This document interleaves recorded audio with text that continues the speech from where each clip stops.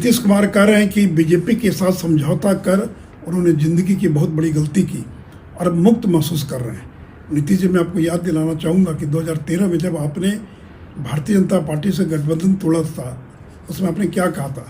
संघ मुक्त भारत की बात कही थी आपने कहा था मिट्टी में मिल जाएंगे लेकिन संघ और बीजेपी से हाथ नहीं मिलाएंगे।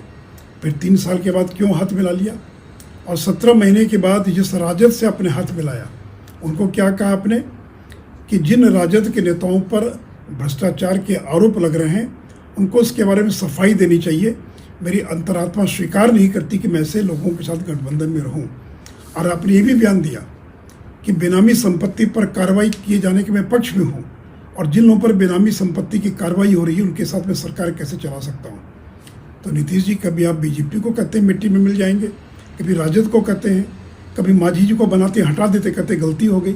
आप गलती करते चले, उसका खामियाजा बिहार की जनता भुगतती रहे। अब बिहार की जनता आपको बर्दाश्त करने के लिए तैयार नहीं है।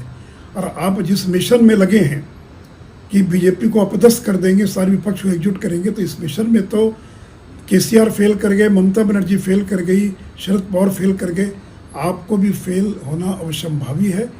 कोई भी नरेंद्र मोदी का कितना भी प्रयास कर ले, कोई मुकाबला नहीं कर सकेगा। नीतीश कुमार कह रहे हैं कि बीजेपी के साथ समझौता कर उन्होंने ज़िंदगी की बहुत बड़ी गलती की और मुक्त महसूस कर रहे हैं।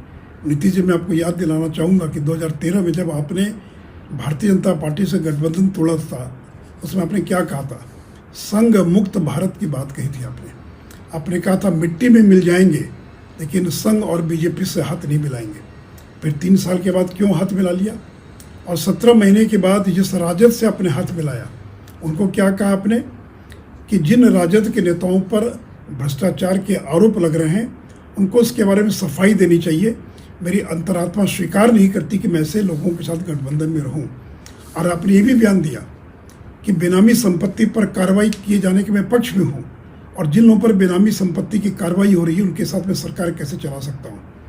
तो नीतीश जी, कभी आप बीजेपी को कहते हैं मिट्टी में मिल जाएंगे, कभी राजद को कहते हैं, कभी मांझी जी को बनाते हटा देते, कहते गलती हो गई। आप गलती करते चले, उसका खामियाजा बिहार की जनता भुगतती रहे।